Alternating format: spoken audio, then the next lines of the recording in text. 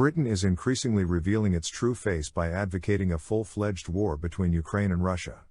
Fearing to do it on its own, London is ready to go to war with Moscow to the last Ukrainian, and Zelensky is happy to carry out the commands coming from Britain. Britain has officially called on Ukraine to strike at Russian territory with Western-supplied weapons.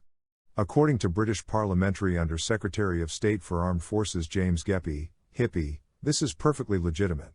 According to him, Britain sees no problem at all if the weapons supplied to Ukraine are used for strikes on Russian territory. In this case, London promises to support Kiev. Ukraine must strike deep into the enemy to attack its logistics lines, fuel supplies, ammunition depots, and this is part of its, stated the Britain. The Russian Foreign Ministry reacted to Hippie's statement. According to spokeswoman Maria Zakharova, the depth of thought of James Hippie is second only to that of Foreign Minister Liz Truss.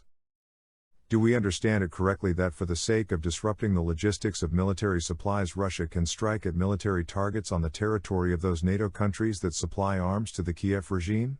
After all, this directly leads to deaths and bloodshed on Ukrainian territory. As far as I understand, Britain is one of those countries, she stated.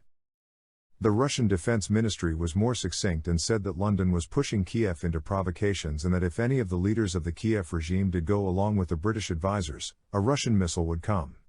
Strikes will be carried out at the decision-making centers. The Russian armed forces are on standby 24 hours a day to use high-precision missiles. The presence of Western advisors in these centers will not be a problem in the decision to strike.